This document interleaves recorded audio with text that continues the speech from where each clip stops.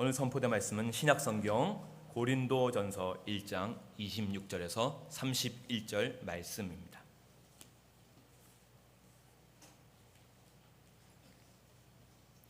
함께 하나님 말씀 받들어 올리겠습니다. 형제들아, 너희를 부르심을 보라. 육체를 따라 지혜로운 자가 많지 아니하며 능한 자가 많지 아니하며 문벌 좋은 자가 많지 아니하도다.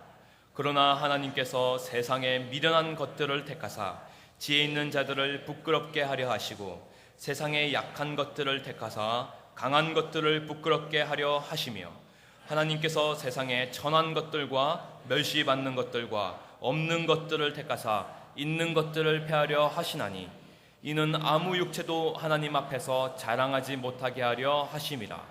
너희는 하나님으로부터 나서 그리스도 예수 안에 있고 예수는 하나님으로부터 나와서 우리에게 지혜와 의로움과 거룩함과 구원함이 되셨으니 기록된 바 자랑한 자는 주 안에서 자랑하라 함과 같게 하려 함이라.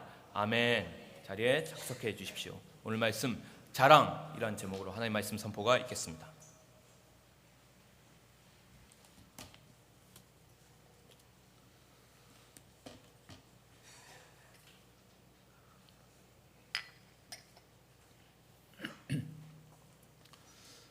무더위 중에도 하나님을 예배하기 위해 나오신 귀한 성도입니다. 한 분 한 분 주님께서 귀한 은혜를 허락하시고 또 복 주시는 귀한 날 되기를 소망합니다. 가수 지망생들에게 가수의 길을 열어주는 오디션 프로그램이 여럿 있습니다. 그 가운데 슈퍼스타 K라는 프로그램도 하나 있는데 작년 2014년에 있었던 슈퍼스타 K6에서 우승했던 청년이 하나 있는데 곽진원 군입니다. 근데 이 곽진원 군이 그 오디션 결승전에서 부른 노래였습니다. 자랑이라는 제목의 노래였습니다.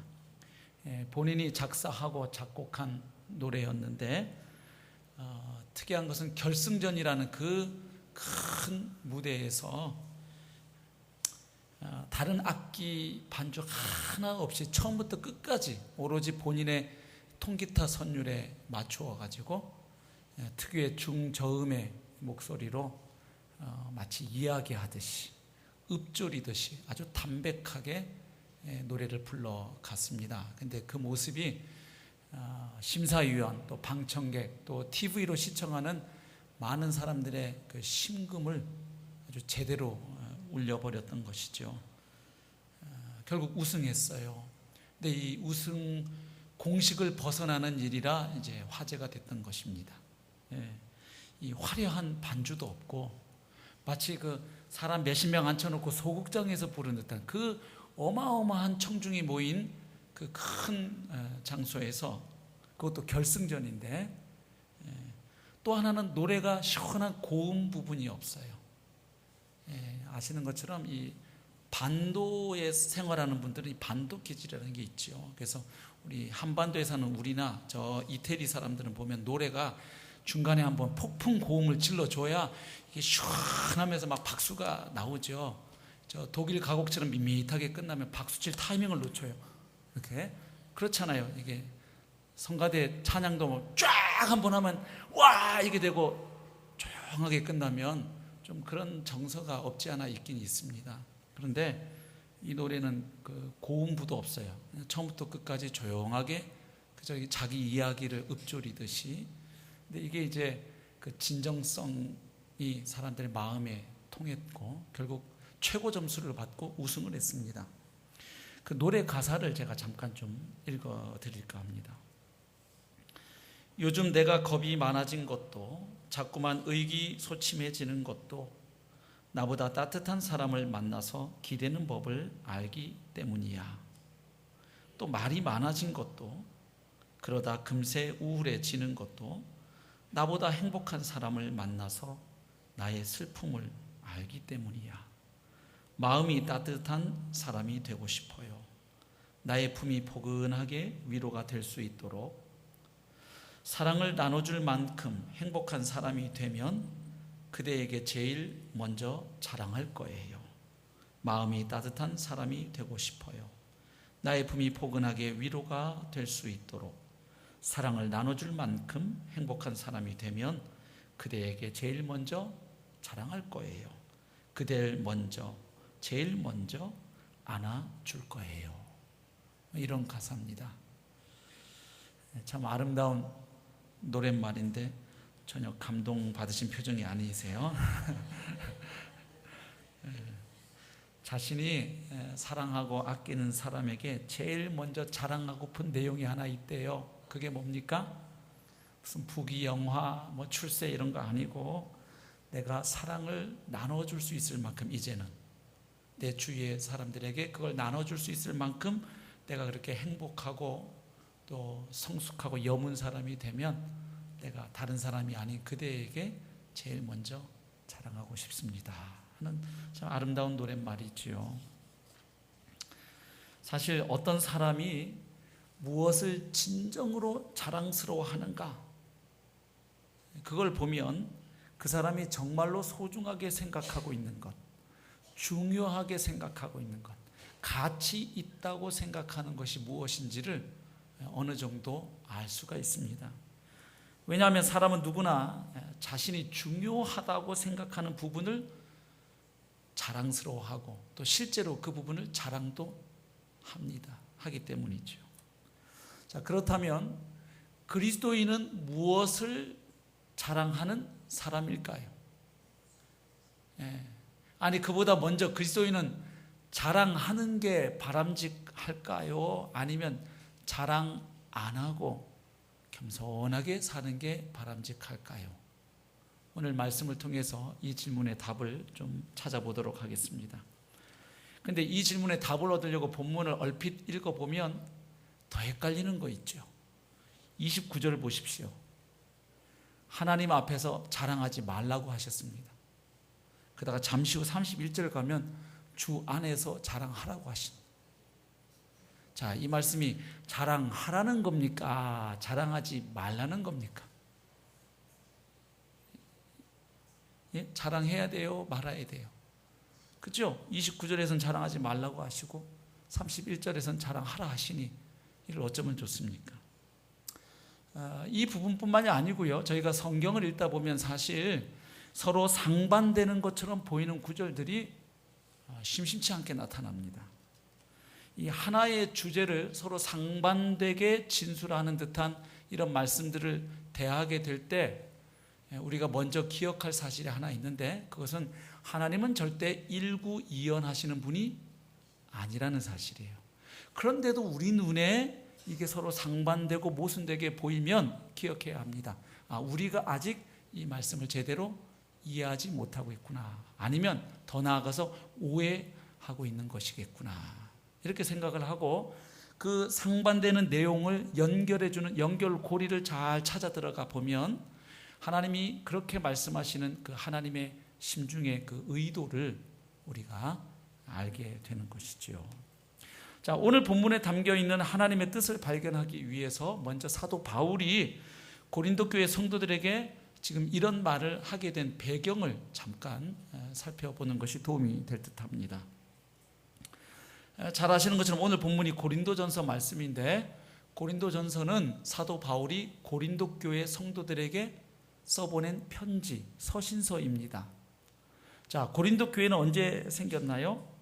사도 바울이 이른바 제2차 선교 여행 중에 AD 50년에서 51년경, 주후 50년에서 51년경 겨울에 고린도에 당도합니다. 그래서 한 1년 반 머물면서 복음을 전하게 되고, 그 결과로 말미암아 개척된 교회가 이 고린도 교회였습니다. 근데 이 고린도 교회가 얼마 지나지 않아서 여러 가지 문제로 복잡하다는 것을 알게 된 바울이 다시 복음으로 그 문제들을 해결하고 치유하기 위해서 써보냈던 서신이 바로 고린도전서이지요. 근데 왜 이렇게 고린도 교회에 문제가 많게 됐냐면, 고린도 교회가 위치한 그 상황하고 고린도 교회의 주를 이루는 성도들의 이 인적 구성하고 이것이 서로 맞물려 있었기 때문입니다. 이 고린도는 고대 그리스의 도시 국가 중에 하나였습니다. 예를 들면 아테네처럼 도시 국가 중에 하나였는데 그 위치를 확인해 보면 좌우편에 두 항구를 거느린 항구 도시입니다. 그래서 지중해 무역의 중심 도시가 고린도였습니다. 자, 그러면 무역의 중심 도시가 되면 이 도시에 뭐가 많을까요? 물동량도 많고 돈이 많아지는 것이죠. 그래서 상당히 부유한 도시였습니다. 그래서 이 포세이돈 신의 영광을 위해서 그리스 도시 국가들이 경연제로 모여서 운동 경기를 하던 곳이 바로 고린도였습니다. 뿐만 아니라 이 포세이돈이나 또 멜리케르테스 외에도 이 사랑과 아름다움과 생식의 신이라고 하는 이 아프로디테를 숭배하는 사람들이 매우 많았어요. 그래서 상당히 성적으로 문란했던 곳이 이 고린도였습니다. 근데 이 고대 고린도가 주전 BC 146년에 로마에 의해서 완전히 파괴가 됩니다. 그래서 없어질 뻔했는데 주전 44년에 이 줄리우스 카이사르에 의해서 다시 재건이 돼요. 근데 이때 재건될 때는 로마의 이제 식민지로 재건이 됩니다. 그리고 주전 27년부터는 로마의 그 아카이아 지방의 수도가 돼요. 그래서 역시 재건된 고린도도 과거의 고대 고린도와 마찬가지로 상당히 그 풍요로운 삶 그리고 문란한 성도덕으로 아주 유명한 곳이 되었습니다. 그런가 하면 한편으로 고린도에는 또 자랑할 만한 게 있었는데 아주 유명한 철학과 이 말하는 거 있죠. 수사학을 가르치는 유명한 학교들이 있었고 아주 탁월한 스승들, 교사들이 있었습니다. 그래서 이 지식층의 자부심이 상당히 강했던 곳이 고린도 지역이었습니다. 그래서 이 고대 유명한 격언을 보면 고린도인들의 그 문란한 성도덕과 더불어 또 한 가지가 이 고린도인들의 이 수사, 이 언변 이것이 격언으로 만들어질 만큼 유명한 곳이었습니다.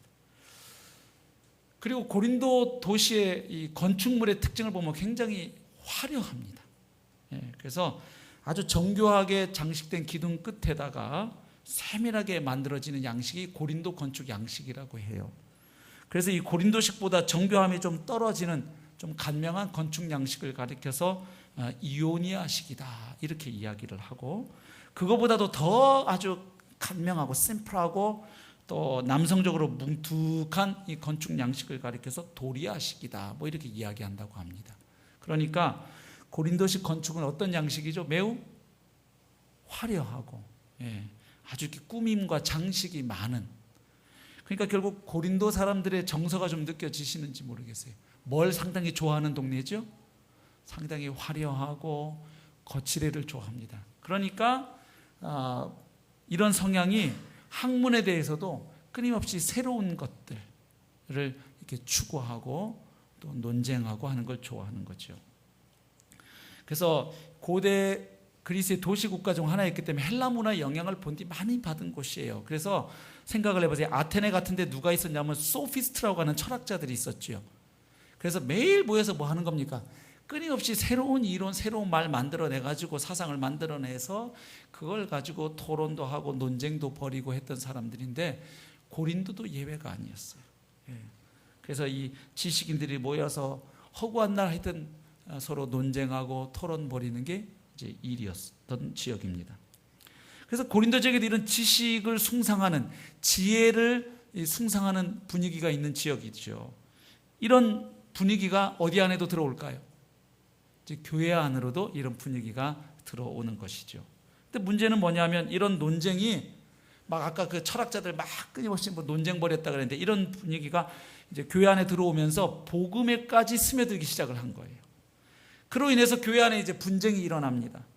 결국 그것이 이제 분파로 이어지게 되는 거예요. 교회 안에 파당이 생기는 거죠.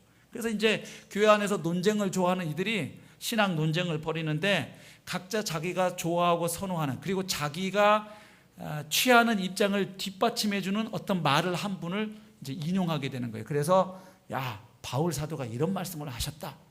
야, 아볼로는 이렇게 말했거든. 야, 베드로 개반은 이렇게 야, 다 필요 없고 예수님 이런 말씀하신 적 있단 말이야. 이렇게 하면서 자기가 좋아하는 스승들의 말씀을 제각기 따로 인용하면서 열변을 토하는 거예요, 교회 안에서. 그러다가 보니까 어떻게 되냐면 비슷한 의견을 가진 사람들끼리 자동적으로 어떻게 돼요? 모이게 되고, 모이다 보니까 교회 안에 뭐가 생겨요? 파당이 생기는 거예요. 분파가 생기는 거예요. 그래서 고린도전서 1장 12절 보면 바울이 이렇게 책망을 합니다. 오늘 보면 조금 앞쪽인데 보십시오. 12절. 내가 이것을 말하거니와 너희가 각각 이르되 나는 바울에게, 나는 아볼로에게, 나는 게바에게, 나는 그리스도에게 속한 자라 한다는 것이니, 이제 파당이 나누어졌다는 거죠. 그래서 13절 책망합니다. 그리스도께서 어찌 나뉘었느냐? 바울이 너희를 위하여 십자가에 못 박혔으며 바울의 이름으로 너희가 침례를 받았느냐?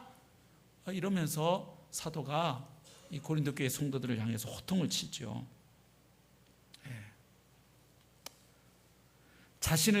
바울 자신을 비롯한 인간을 따르지 말고 또 너희들의 지혜와 변론으로 복음을 헛되게 하지 말라고 지금 권면하고 책망을 합니다.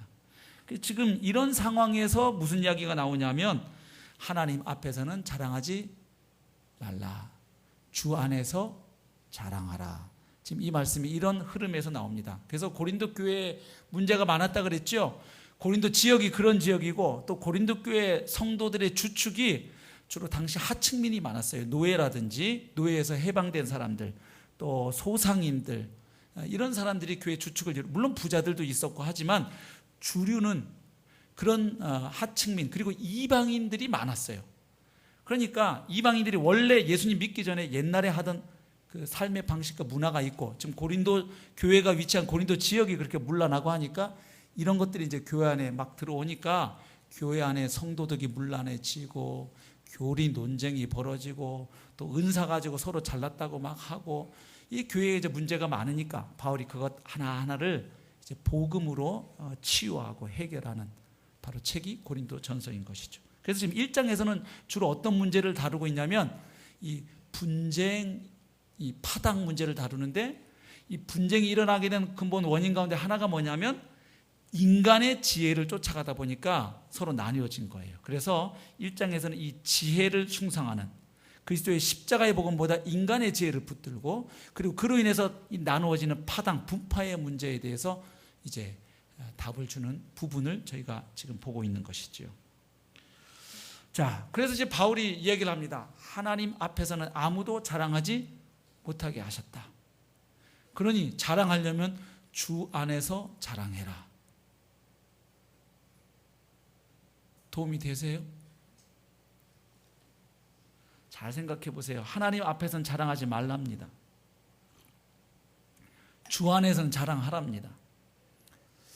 하나님하고 예수님 다른 분이세요? 물론 아버지와 아들이시니까 엄격하게는 또 구별되기도 하시지만, 그러나 또 삼위일체 하나님이신데 하나님 앞에서는 자랑하면 안 되고 예수 안에서는 자랑해도 되고, 뭐 그런 이야기일까요? 왠지 아닌 것 같죠? 예, 하나님 일구이연하는 분 아니니까. 예. 자, 그래서 오늘 이 말씀의 의미를 우리가 좀 선명하게 오늘 좀 발견하고 돌아가야 되겠습니다. 자, 26절부터 29절까지를 먼저 좀 살펴보겠는데, 아까 첫 번째 결론이 29절 아닙니까? 이는 아무 육체도 하나님 앞에서 자랑하지 못하게 하려 하심이다. 이는, 그러면서 그 앞에 어떤 내용을 받고 있지요. 예. 하나님 앞에서 어떤 인간도 자랑하지 못하게 하려 하시는데, 그 내용이 어떤 흐름에서 나오는지 좀 보면, 자, 아까 배경하고 말씀드리면 이런 거예요. 지금 파당 싸움을 벌이면서 서로 잘났다고 논쟁하고 싸우고 있는 고린도 교인들을 이제 교훈하기 위해서 하는 말씀이 하나님 앞에서 자랑하는 거 아니다, 지금 그 말이거든요. 근데 이 29절의 결론을 이야기해서 하는 이야기가 뭐냐면, 너희 자신들을 좀 봐라. 너희들 중에 그렇게 세상적으로 자랑할 만한, 문벌이 좋거나 가문이 좋거나 학벌이 좋거나 대단한 부와 권력을 소유했거나 좀 폼나서 진짜 좀 자랑할 만한 사람 너희 가운데 거의 없다. 하나님이 일부러 너희같이 연약하고 별 볼 일 없는 사람들을 택하시고 부르셔서 그리스도의 몸을 이루게 하셨다. 하나님 백성의 공동체를 이루도록 하신 분이 하나님이시다. 근데 그렇게 한 하나님의 의도가 있다 이런 얘기죠. 예, 한번 보시겠습니다. 26절 형제들아, 고린도 교회 성도들을 향해서 말하는 겁니다. 너희를 부르심을 보라. 너희를 하나님의 가족 공동체로 교회 안으로 하나님이 부르셨는데 그 부르심을 잘 생각해 보라는 겁니다. 육체를 따라, 이 말은 뭡니까? 인간적인 눈으로 볼 때, 인간적인 조건과 기준으로 볼 때 이런 말이죠. 지혜로운 자가 많지 아니하면, 너희 중에 공부를 진짜 겁나게 많이 해서 정말 박박사 소리 들을 만한 사람 너희 가운데 별로 없지 않느냐 이런 얘기입니다.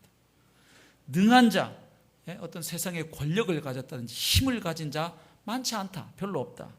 있기는 있는 거예요, 고린도 교회 안에도. 그 다음 문벌 좋은 자, 뭐 가문을 좀 내놓을 만하다든지 많지 아니하도다. 고린도 교회에 이 아굴라와 브리스길라라든지 가이오, 또 그리스보, 에라스도 같은 소수의 부자들이 있었어요, 성경을 보면. 근데 대부분의 교인들은 아까 말한 대로 노예 출신이라든지 노예에서 해방된 자들, 수공업자, 또 소상인들이 교회, 그런 이방인 출신의 성도들이 주축을 이룬 교회였습니다. 그래서 너희들 세상적인 기준으로 볼 때 미련한 자고 연약한 자고 천민 출신들이다. 그런데 하나님이 그런 너희를 택하여 부르셔서 하나님의 자녀, 영광스러운 하늘나라 백성 삼아 주셨다, 그 이야기입니다. 그리고 27절, 그렇게 하신 하나님의 뜻이 하나 나옵니다. 그러나 하나님께서 세상에 미련한 것들을 택하사, 왜 그런 사람들을 택하셨는가? 지혜 있는 자들, 세상에 좀 잘났다고 똑똑하다고 하는 사람들을 하나님이 뭐하게 하시려고? 부끄럽게 하려 하시고, 세상에 약한 것들을 택하사 세상에 힘 좀 있다고 하는 자들, 권력을 붙잡았다고 하는 자들을 부끄럽게 하려 하시며, 그러니까 뭔가 좀 내놓을 만한 것, 자랑할 만한 것이 있다고 자부하는 사람들을 뭐하게 하시려고? 부끄럽고 수치스럽게 하시려고 바로 너희 같은 자들을 하나님이 부르신 거야, 지금 그런 말이지요. 28절도 보겠습니다. 하나님께서 세상에 천한 것들과 멸시받는 것들과 없는 것들을 택하사 있는 것들을 폐하려 하시나니. 무슨 이야기입니까? 이 세상에서 자연 인간이 얻을 수 있는, 획득하거나 쟁취할 수 있는 지혜, 능력, 이것이 하나님 앞에서 인간이 구원받는 데 있어서는 아무짝에도 쓸모가 없다, 전혀 기여할 수가 없다는 사실을 알게 하시려고 하나님이 일부러 너희 같은 사람들을 택하셨다, 그런 말이죠. 그러니까 복음을 복음되게 하고 하나님의 은혜를 은혜되게 하기 위하여 하나님이 일부러 너희들을 택하신 것이다, 지금 그런 말이죠. 여기서 오해하지 마셔야 되는 게, 하나님이 무슨 열등감, 컴플렉스가 있으셔가지고 잘난 사람들 잘난 꼴을 못 보셔가지고, 나는 아주 잘난 인간들이 교회 들어오는 건 너무 싫다, 찌질이들만 나는 교회로 가득 채울 거야, 나는 잘난 것들이 잘난 척하는 꼴을 나는 못 본다. 온 우주를 말씀으로 창조하신 창조주 하나님이 조금 뭐 가지고 잘난 척하는 인간 그 꼴보기가 싫으셔서 그들을 부끄럽게 하려고 연약한 자들을 택하셨다는 말씀일까요? 하나님이 그렇게 스케일이 좁아터진 좁쌀 영감이실까요? 여러분, 무술의 고수들도요, 하수학원 상대를 안 해요. 제가 태권도장 다닐 때도 보니까 다 이렇게 급이 맞는 사람끼리 자유대련을 붙이지요. 태권도 4단짜리하고 태권도 이제 막 입문한 노랑띠, 파랑띠 이런 애들하고 대련 안 붙입니다. 그건 죽여요, 잘못하면. 근데 예를 들어서 태권도 한 8단쯤 되는 고수가 자기 동네에 하얀띠 매네가 설치고 깝치고 다닌다고 그 꼴을 내가 못 보겠다, 이렇게 나섭니까? 태권도 8단이나 한 5단, 저희 교회 우리 자매님 중에 태권도 5단이 있어요. 최모 자매님이라고 있어요. 제 아내는 아니고요. 네. 이 고단자가 태권도 몇 급짜리가 까불고 설친다고 그거 아이고 눈에 씌어, 이거 아니죠. 인간끼리도 급이 다르면 서로 상대를 안 하는데, 창조주 하나님, 온 우주의 주인이신 분이 조금 잘난 척하는 인간들 그거 꼴보기 싫어가지고 내가 니네들 그냥 창피스럽게 하려고 내가 일부러 지금 이런 말이냐고요.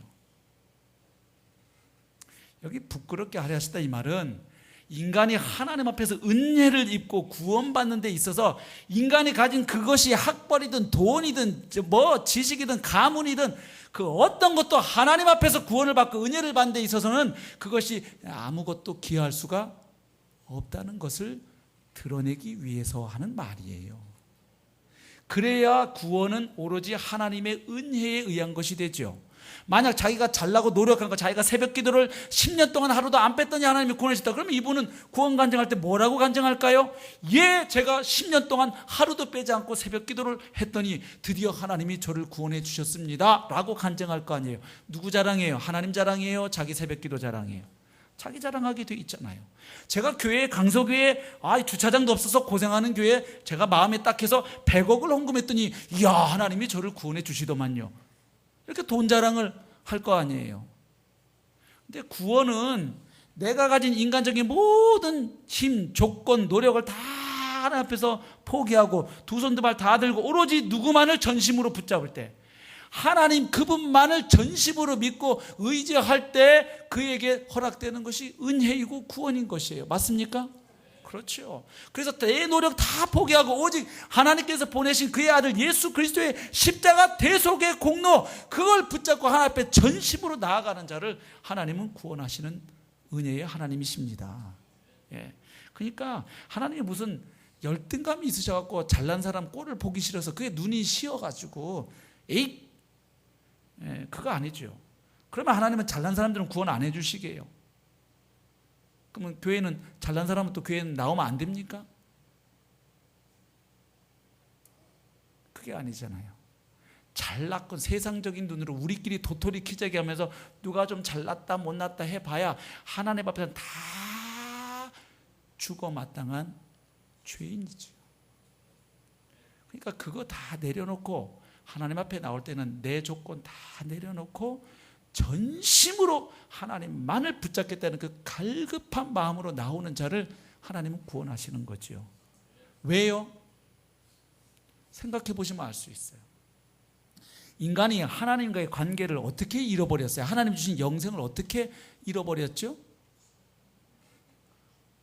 선악과 먹을 때 배고파서 먹은 거 아니라고 말씀드렸잖아요. 왜 먹었죠? 이제부터 선과 악을 누가 규정짓겠다? 하나님이 아니라 내가 보기에 좋으면 선이고 나한테 나쁘면 악인 거죠. 선과 악을 내가 결정하겠다고 선악과 취한 거고, 또 하나는요, 같은 이야기지만 이제는 누구처럼 되려고 이걸 먹으면 하나님과 같이 된다고 뱀이 유혹했죠. 그리고 나서 먹었단 말이죠. 그러니까 선악과를 먹은 것은 단순히 그냥 하나님 하지 말란 거 그냥 하나 말 안 들어 먹은 정도 차원이 아니고 하나님의 하나님 되심에 대한, 하나님의 왕, 하나님의 주권자 되심에 대한 정면 반역이에요. 쿠데타 사건이에요. 하나님 밀어내고 내가 내 인생의 주인 노릇하고 내 힘과 노력으로 내 인생의 안녕과 행복을 확보해 보겠다. 하나님 비키라는 겁니다. 그리고 내가 힘으로 할 수 없는 아주 한계 상황에 닥치면 그때 신이시여 그때 나타나서 나 살짝 도와주면 되고, 어지간할 때는 좀 비켜 계시고 내 인생 간섭하지 말라는 게 선악과 사건의 요체예요. 그러니까 죄의 본질은 뭐냐면 하나님 앞에서 자기를 주장하는 것, 하나님의 주 되심을 거부하는 것이에요. 그로 인해서 하나님과 우리 사이의 관계가 깨어지고 하나님의 영생이 사라졌고 하나님과 우리 사이에 주어지던 그 풍성한 샬롬과 온갖 하나님이 주신 축복을 다 잃어버렸어요. 그럼 이런 인간이 다시 그 구원의 은혜가 회복되고 하나님 안에서 주어지는 그 샬롬의 복이 회복되려면 하나님과 내 사이의 관계가 다시 회복되는 길밖에 없어요. 그러면 하나님과의 관계가 깨어진 게 하나님의 하나님 되심을, 하나님의 주인 되심을 거부해서 깨어졌으니 하나님과의 관계가 다시 회복되고 하나님의 복이 우리에게 회복되려면 다시 하나님과 우리 사이의 관계가 어떻게 회복되어야 합니까? 하나님이 주인이십니다. 하나님이 저의 주인이십니다. 하나님이 저의 왕이십니다. 하나님이 이 온 우주의 창조주이십니다. 이것이 인정될 때 하나님 안에서 줬던 복이 회복이 되는 거예요. 구원이 허락되는 거예요. 맞아요?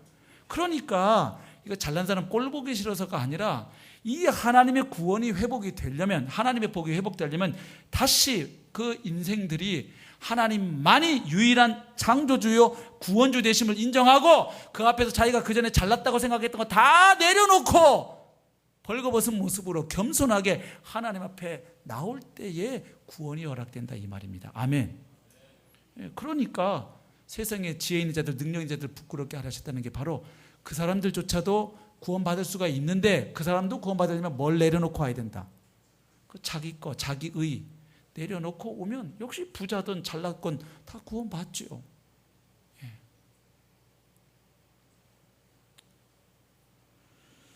그러니까 결국 있는 자들을 부끄럽게 하려 하셨다. 이 말씀은 결국 인간이 자기 힘으로 얻을 수 있는 지혜, 여러 가지 성취, 열매들 이런 것들이 인간이 하나님 앞에서 구원을 받는 데 있어서는 아무것도 할 수가 없다. 절대적으로 무력하다 하는 것을 말하고자 함인 거죠. 왜냐하면 그것들이 하나님 앞에서 구원을 받고 은혜를 받는데 기여하는 바가 있게 되면은 그것이 지혜가 되었든 능력이 되었든 부와 재산이 되었든 뭐 학벌이고 문벌이고 뭐가 되었든 간에 그것들이 우리가 하나님 앞에서 구원받는 데 기여하는 게 있게 되면 인간들이 착각을 합니다. 어떻게 해요?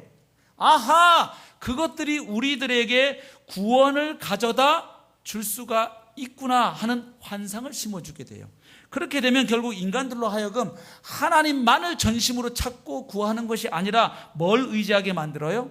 그게 돈이 되었든 학벌이 되었든 자기 정성이 되었든 뭐가 됐든 그거를 의지하게 되지 하나님을 전심으로 믿고 의지하게 되지 않는 거지요. 그게 우상이 되는 거죠. 하나님 자리를 대신 차지하고 앉게 된다. 그래서 하나님이 지금 바로 너희들을 택하여 부르신 것이다.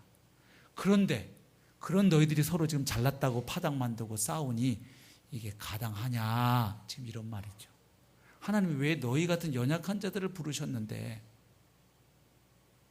바로 인간의 구원받기 위해서는 오직 하나님의 은혜에 의해서만 어떤 인간적인 조건에 의해서가 아니라 오직 하나님의 은혜에 의해서만 인간은 구원을 받을 수 있음을 이 온 세상 사람들에게 특별히 고린도 사람들에게 보여주고 싶어서 너희 같은 자들을 불러놨더니 그걸 모르고 니네끼리 잘났다고 또 싸움질을 하고 있냐 자랑질을 하고 있느냐 지금 그 말인 거지요. 그래서 강하고 청명하고 문벌 좋고 학벌 좋은 사람들을 구원해 놓으면 그들이 자기 힘으로 구원받은 것처럼 하나님 앞에서나 혹은 다른 사람들 앞에서 자랑하지 않겠느냐. 그래서 구원은 인간이 자기가 가진 게 아무것도 아님을 이제 비로소 깨닫고 그것에 대한 신뢰를 다 내려놓고 오로지 하나님께만 매어 달릴 때 의지할 때 얻을 수 있음을 나타내고자 하시는 것이 하나님의 뜻이다. 그러면 결국 여기 하나님 앞에서에서 이 앞이라는 의미는 좀 심하게 표현하면 어떻게까지 표현할 수 있느냐? 하나님과 관계 없는 상태 이렇게 말할 수 있어요. 그러니까 구원은 하나님의 은혜로 받는 건데 하나님과 상관없이 나의 어떤 힘, 나의 지혜, 나의 능력, 나의 노력, 나의 지극정성 이런 것들 하나님과 관계없는 상태에서 나의 그 어떤 것을 가지고 자랑하는 것을 하나님 앞에서 자랑하지 못하게 한다. 지금 이렇게 표현하고 있는 것이죠. 그러니까 자신의 노력으로 자신의 능력으로 의의 경지에 이르려고 또 칭찬받으려고 시도하는 상황을 하나님과 인간의 관계없음, 하나님과는 아무 관계없는 상태, 그리고 그런 사람을 가리켜서 하나님 앞에서 자랑하는 인간, 지금 바울은 이렇게 표현하고 있는 것이죠. 그러니까 하나님 앞에서 자랑하지 말라 이 말은 뭐 하나님 앞에서 기도할 때 하나님 앞에서 예배할 때 그럴 때는 자랑하지 마라 이런 앞에서라는 의미가 아니고 하나님으로부터 오지 아니한 네 자신의 어떤 것으로 마치 구원받는 것처럼 아니면 구원받은 것처럼 그걸 하나님 앞에서나 사람 앞에서 자랑하지 말라. 하나님과 상관없는 너의 어떠함을 자랑하지 말라 하는 것이죠. 그러면 이번에 이제 31절로 또 가봅니다. 여기서는 자랑하는 자는 주 안에서 자랑하라 이렇게 되어 있습니다. 그러면 지금 29절까지 말씀 보셨으니까 31절에 나오는 주 안에서 자랑해라 하라 하는 구절에서 주 안에서라는 말은 그 앞에 나온 말씀들에서는 어떤 단어하고 서로 이렇게 딱 대칭이 됩니까? 주 안에서 자랑해라. 누구 앞에서 자랑하지 마라 했습니까? 아까 하나님 앞에서. 그러니까 여기서 주 안에서라는 말과 딱 대칭이 되는 단어를 뽑아내십시오 한다면 뭘 뽑아야 되겠어요? 하나님 앞에서 하는 말이 되지요. 자, 그러면 여기서 우리가 주 안에서라는 말이 무엇인지를 오늘 선명하게 정리를 해야 합니다. 자, 이 단어가요, 교회 안에서 많이 사용되는 표현이에요. 우리가 많이 듣고 익숙한 표현이에요. 그래서 알 것 같은데 그게 정확히 뭐야 그러면 또 모르겠어요. 자, 보세요. 교회에서 이런 말 우리가 하죠. 주 안에서 환영합니다. 많이 들어보셨죠? 이 말, 그죠? 네. 주 안에서 축복합니다. 주 안에서 기뻐합니다. 많이 듣죠? 주님 안에서 사랑합니다. 네, 많이 들으셨어요. 그러면 주님 안에서 자랑합니다. 이건 또 무슨 말일까요? 이런 말일까요? 교회 안에서 성도들끼리 함께 있는 곳에서는 자랑해도 된다. 자, 맞다고 생각하세요? 예, 눈치가 빠르세요. 분위기상 아닌 것 같죠? 네. 예수님께 기도할 때에는 자랑해도 된다. 이것도 아닌 것 같나 봐요. 그죠? 그러면 내가 이룬 성취를 자랑을 하는데 예수님의 이름으로 자랑하라. 그러니까 자기가 뭐 한 거 대단한 일을 한 다음에 끝에 시큰 자기 자랑한 다음에 주님이 하셨습니다. 뭐 이렇게 하면 된다. 그것도 아니에요? 네. 그러면 이렇게 공식 석상에 나와서 하나님께 이 모든 영광을 돌립니다. 그래서 자기가 이룬 성취를 이렇게 하나님의 영광과 이름 짓거나 하나님의 이름과 연결지어서 자랑하면 그건 괜찮다. 결과적으로 하나님의 이름이 높아질 테니까. 그런 말일까요? 아니에요? 그럼 어떤 말이에요? 자, 이 말씀의 의미를 알려면 구절을 다시 정독을 해야 합니다. 31절을 보세요. 잘 읽어보겠습니다. 같이 한번 읽어봅니다. 시작. 기록된 바 자랑하는 자는 주 안에서 자랑하라 함과 같게 하려 함이라. 자, 여기에서 주 안에서 자랑하는 말씀의 의미가 무엇인지를 명확하게 해주는 단서가 두 표현이 있어요. 첫 번째는 뭐냐면 기록된 바 하는 표현이에요. 기록된 바, 이 말은 무슨 뜻이 되죠? 이제 이 다음에 나오는 문장은 어디에 기록되어 있는 말씀을 뭐 한 것이다? 인용한 것입니다 하는 인용부호예요. 맞아요? 예. 그러니까 바울이 고린도전서를 쓸 무렵이니까 이때 성경은 뭐밖에 없어요? 구약 성경밖에 없죠. 그러니까 어딘가 하나님 말씀에서 인용했다고 하면 어디서 뽑아오겠습니까? 구약 성경에서 뽑아오죠. 그래서 인용된 말씀이다 하는 게 하나의 단서가 돼요. 그래서 실제로 거기 성경책 보시면 기억 써 있고 밑에를 보시면 뭐라고 적혀 있나요? 예레미야 9장 23절 이하 이렇게 적혀 있으세요? 성경책에? 그건 무슨 뜻이에요? 그 다음에 나오는 이 바울이 기록한 이 문장은 어디에서 인용한 문장이다? 구약 성경 예레미야 9장 23절 24절 말씀을 인용했다는 표시인 것이죠. 그 다음 끝부분 보십시오. 무엇 함과 같게 하려 함이라 이렇게 기록되어 있어요. 이건 무슨 뜻이죠? 지금 바울이 내가 이 구절을 구약에서 인용을 했는데 인용한 그 이유가 뭐라는 거예요? 구약에서 인용한 그 구절과 일맥상통한다 이 말이에요. 맞습니까? 예. 그 의미와 같게 하려 함이라. 구약의 그 의미와 일맥상통한다 이 말이죠. 그러면 우리가 예레미야 9장을 가봐야 됩니다. 오늘 성경 요 한 곳만 찾습니다. 우리 예레미야 9장을 한번 보시죠. 예, 스크린에도 나올 겁니다. 23절, 24절 우리 보이시는 분들 혹은 찾으신 분들은 같이 한번 읽으면 좋겠습니다. 시작.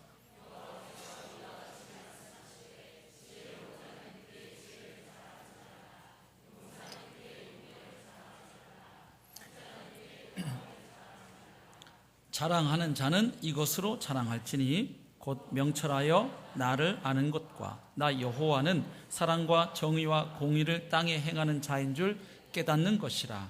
나는 이 일을 기뻐하노라. 여호와의 말씀이니라. 아멘. 자, 지금 여기 예레미야 보니까 먼저 23절에서 하나님은 우리 인생들에게 인간의 지혜나 용맹이나 부함을 자랑하지 말라고 하십니다. 맞지요? 그럼 이 부분은 오늘 우리 말씀 본문인 고린도전서 1장에서 몇 절하고 서로 동일한 말씀이냐면 29절이에요. 이는 아무 육체도 하나님 앞에서 자랑하지 못하게 하려 하십니다. 자, 아까 무슨 얘기했어요? 바울이 너희들 문벌 좋은 자, 힘 있는 자, 돈 있는 자를 뽑지 않았다. 그렇게 한 이유는 있는 자들 부끄럽게 하려고. 그러고 나서 하신 말씀이 아무 육체도 하나님 앞에서 자랑하지 못하게 하려 하셨다. 이 말은 뭐예요? 하나님 앞에서는 자기의 용맹이든 돈이든 학벌이든 문벌이든 자랑할 것이 못 된다, 없다 하는 이야기예요. 맞지요? 그러니까 여기 고린도전서 1장 29절 하고 예레미야 9장 23절이 서로 일맥상통해요. 맞죠? 예레미야 9장 23절도 자기 지혜, 용맹, 부함 그거 하나 앞에서 자랑하지 말아라. 같은 맥락의 말씀이죠. 그 다음 24절 다시 예레미야 9장 24절 보세요. 그리고 나서 주신 말씀이 이렇게 됩니다. 자랑하는 자는, 그러니까 23절에서 이런 거 자랑하지 마라 해놓고 자랑하려면 이걸 자랑해라 하는 이야기입니다. 자랑하는 자는 이것으로 자랑할지니, 그럼 그 이것이 무엇입니까? 그 다음에 나오는 거예요. 곧 하는 말은 뭐예요? 같다 이 말이에요.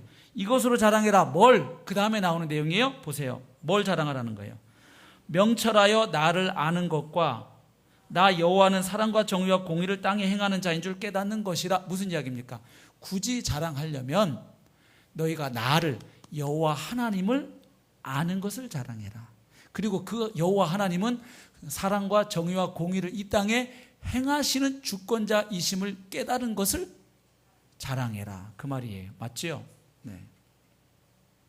그런데 지금 바울이 고린도전서 1장 31절에서 인용한 부분이 어디를 그대로 들어왔느냐? 예레미야 9장 24절을 이렇게 따온 거예요. 그러면 예레미야 9장 24절하고 고린도전서 1장 31절을 두 개를 같이 놓고 한번 읽어보시면 패턴이 거의 같다는 걸 알 수 있어요. 자, 예레미야 9장 24절 한번 앞부분만 읽어봅니다. 시작. 자랑하는 자는 이것으로 자랑할지니, 이렇게 되어 있습니다. 그 다음 고린도전서 1장 31절 읽겠습니다. 자랑하는 자는 주 안에서 자랑하라. 그러면 예레미야 9장 24절과 고린도전서 1장 31절에서 서로 같은데 살짝 다른 부분이 어디예요? 예레미야 9장 24절은 이것으로 자랑할지니 이렇게 되어 있어요. 보이세요? 이것으로 자랑해라. 그 다음 고린도전서 1장 31절에는 이것으로 부분을 바울이 어떻게 바꿨어요? 주 안에서 자랑해라 이 말이에요. 그렇죠? 그러면 결국 그런데 이것을 서로 일맥상통하게 하려 함이라 그랬으니까 주 안에서 자랑하라는 의미가 좀 더 뚜렷해지려면 예레미야 9장 24절에 나오는 이것으로 자랑하라 할 때 그 부분이 설명이 돼야 되는 거예요. 맞아요? 네. 그러면 지금까지 논리로 보면 주 안에서 자랑하라 이 말은 예레미야식으로 표현하면 이것으로 자랑하라 이런 말이 돼요. 맥락상. 맞죠? 그러면 이것이 무엇이었느냐? 예레미야 9장 24절 하반절에 나오는데 첫 번째는 하나님 아는 것, 두 번째는 하나님은 사랑과 정의와 공의를 이 땅에 행하는 분이심을 깨닫는 것이에요. 그러면 결국 주 안에서 있다 하는 건 뭘 말하느냐? 예레미야식으로 표현하면 주 안에 있다 이 사람이. 이것은 그가 하나님을 아는 자예요. 맞아요? 그리고 하나님이 사랑과 정의와 공의를 이 땅에 행하는 분이심을 깨달은 자예요. 구약식으로 표현하면. 맞습니까? 네. 그 깨달은 상태가 주님 안에 있는 사람의 상태예요. 이거를 바울이 신약적으로 풀어놓은 부분이 바로 고린도전서 1장 30절이에요. 그러니까 아까 예레미야에서는 너희가 나를 아는 것을 자랑해라. 그리고 내가 사랑과 정의와 공의를 이 땅에 행하는 자임을 깨달은 것을 자랑해라 그랬죠. 그럼 바울은 이것으로 자랑할지니를 주 안에서 자랑하라고 한 다음에 그 의미가 무엇인지 앞에 1장 30절에 나와 있어요. 우리 고린도전서 1장 30절 읽어보겠습니다. 시작.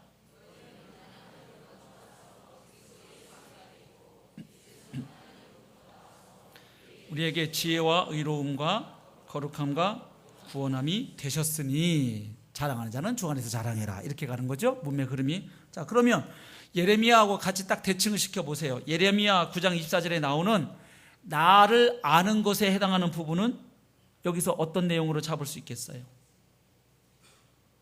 아까 두 가지 자랑하라 했잖아요. 하나님을 아는 것, 그 다음에 하나님이 사랑과 정의와 공의를 땅에 행하는 분이심을 깨달은 것, 그렇죠? 그러면 그거를 고린도전서에서는 찾아보면 대칭되는 표현이 뭐겠느냐 이 말이에요. 나를 아는 것에 해당하는 부분은 고린도전서 1장 30절에서 찾아보면 어떤 표현입니까? 예수님이 하나님으로부터 나오셨다는 것, 그리고 너희는 나로부터 하나님으로부터 나서 누구 안에 있다는 것, 예수 그리스도 안에 있다는 사실을 뭐한 것? 깨달은 것. 이렇게 표현이 되고 있어요. 그 다음, 나 여호와는 사랑과 정의와 공의를 땅에 행하는 자임을 깨닫는 것은 고린도전서 1장 30절에서 어떻게 표현되어 있느냐? 예수 그리스도가 너희에게 뭐가 되신다는 것, 지혜와 의로움과 거룩함과 구원함이 되심을 깨닫는 것. 이렇게 서로 대칭이 되고 있어요. 그래서 이 진리를 깨닫는 사람을 바울은 뭐라고 표현하냐? 주 안에 있다, 이렇게 표현하고 있어요. 그러면 이런 말이 있죠. 자랑하는 자는, 자랑하려거든 너희는 하나님으로부터 나서 예수 그리스도 안에 있고, 또 예수는 하나님으로부터 나오셔서 너희에게 지혜와 의로움과 거룩함과 구원함이 되셨다는 것을 깨달은 걸 자랑해라. 그럼 결국 주 안에서 자랑하라 할 때 주 안에서는 우리가 쉽게 생각하는 것처럼 어떤 장소적인, 위치적인 부사적 기능의 의미보다는 명사적 개념에 더 가까워요. 그러니까 주 안에서 자랑하라 이 말은 니네들이 뭔가를 자랑할 게 있으면 그걸 자랑하는데 단 주 안에서 자랑해라, 이런 뜻이 아니라고요. 그러니까 너의 학벌, 너의 미모, 너의 건강, 너의 어떠함을 주님 안에서 자랑해라 하는 게 아니고, 명사적 의미란 건 이런 뜻이에요. 자랑하려면 주 안에서 무엇을 자랑하라가 아니고 주 안에서를 자랑해라, 이런 말이에요. 이해가 되세요?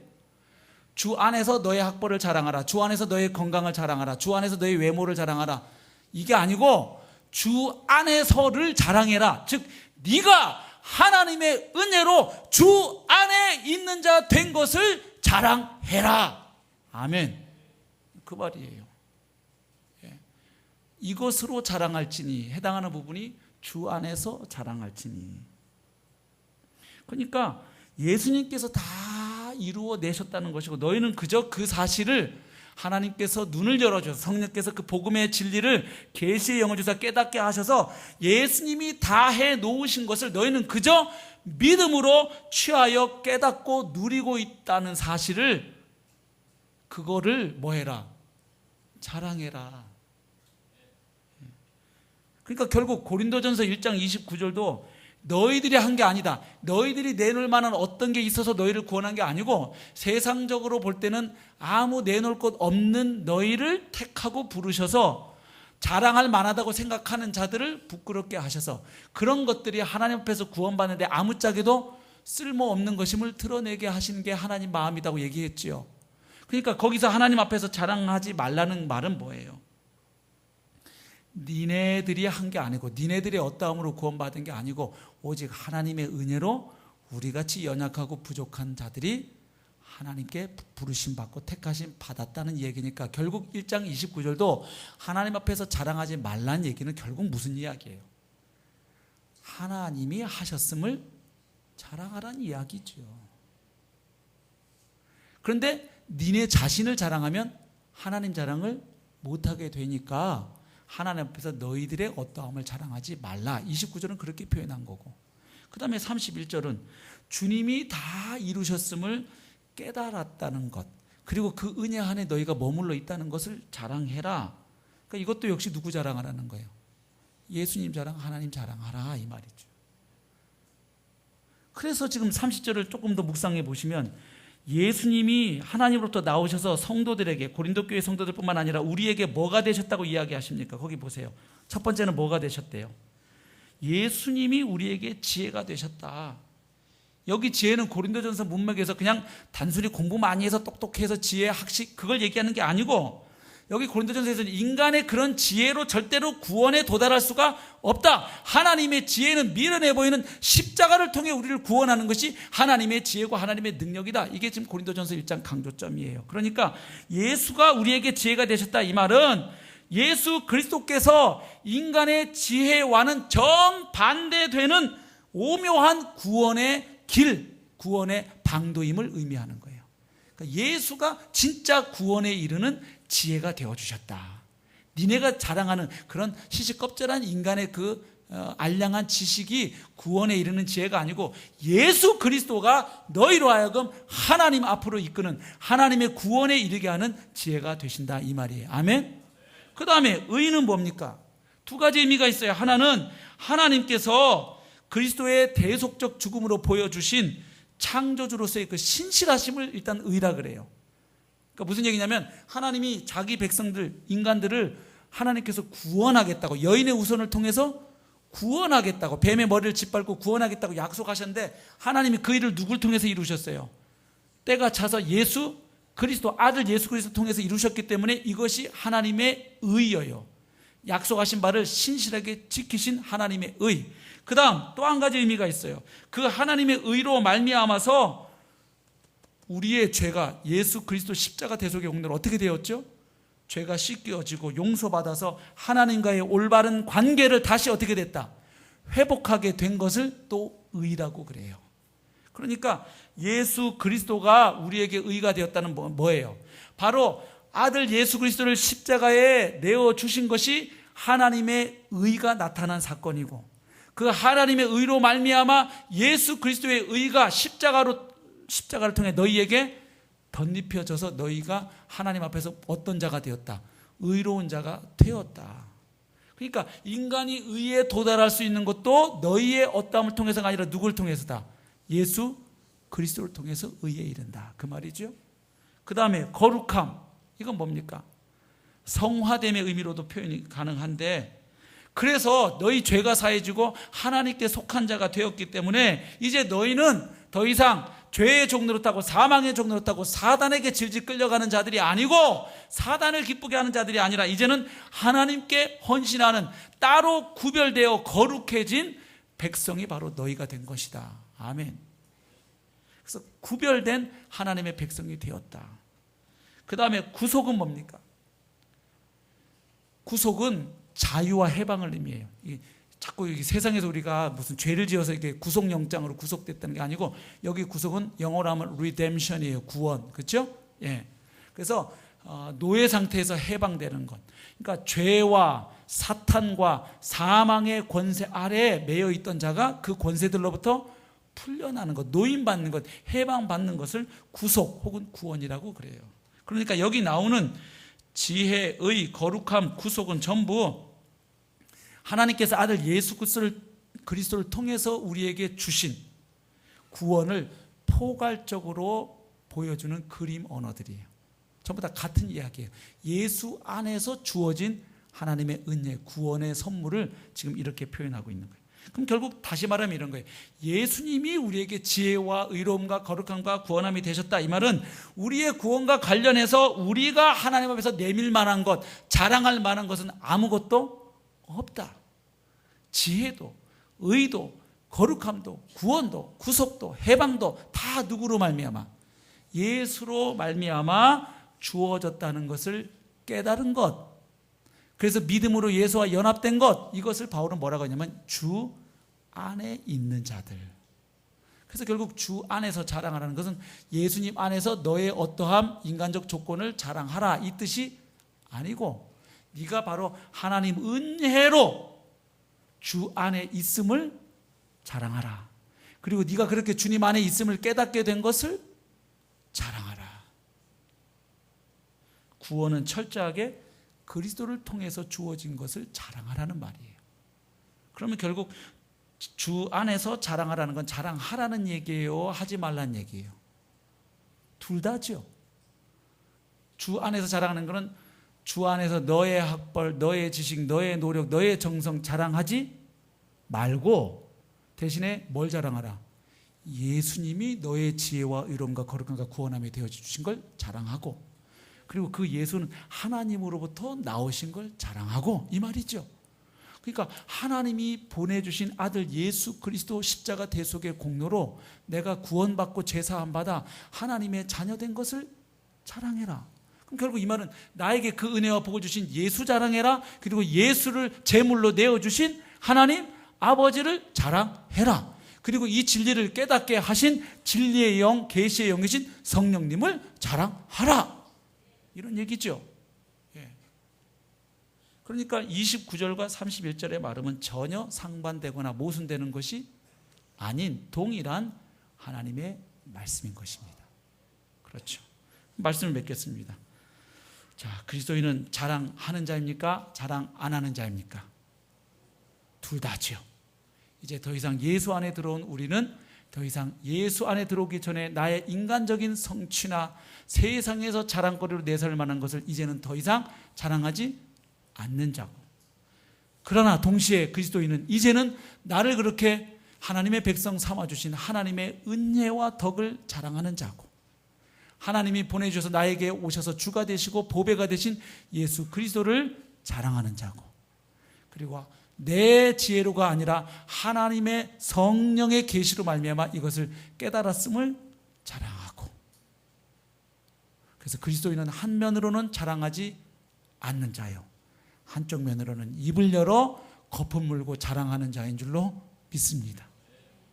그래서 바라기는 우리 교회가 세상에서 내가 무슨 타이틀을 가지고 있는지, 내가 돈이 얼마나 많은지, 내가 얼마나 잘난 인간인지 이거 자랑하는 교회가 아니라 우리가 모였다 하면 그 모임 속에 오직 부활의 주 예수 그리스도가 높여지고 자랑되어지는 교회가 되기를 바랍니다.